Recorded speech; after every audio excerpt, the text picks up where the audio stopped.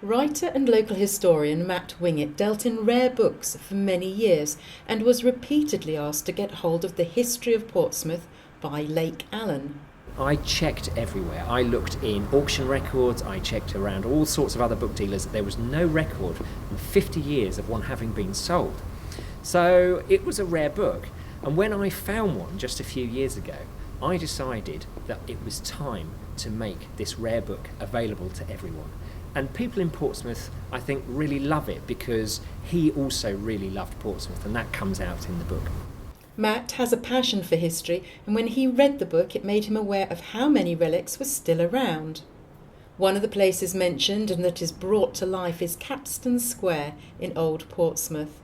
Capstan Square has got a really long history. It first appears in literature in 1542 in Leland's Itineraries, and he wrote, "There is, at this point of the haven, Portsmouth town, and a great round tower, almost double in quantity and strength to that is on the west side of the haven, right again it.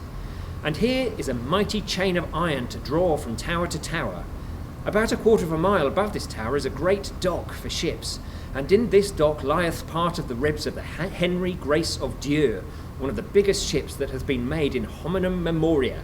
There be above this dock creeks in this part of the haven."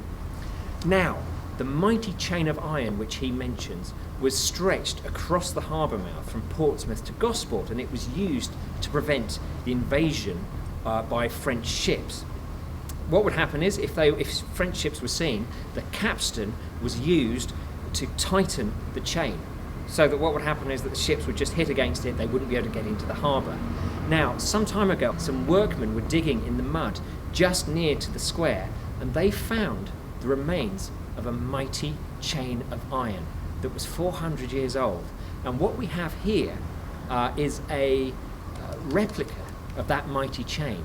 The links of the chain, the real ones, are currently held in Southsea Castle. Lake Allen was the son of a hat maker on Portsmouth High Street. Matt believes Lake's book is the first history of Portsmouth ever written, and it covers from 501 AD through to about 1814.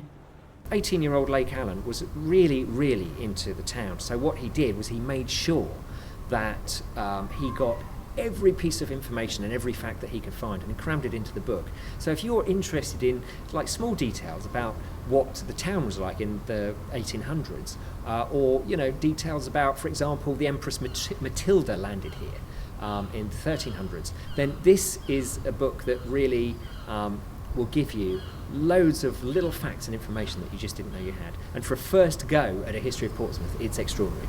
And you can get your hands on the History of Portsmouth by Lake Allen on sale in a handful of bookshops, plus the Portsmouth City Museum. This is Shan Robins for That's Solent.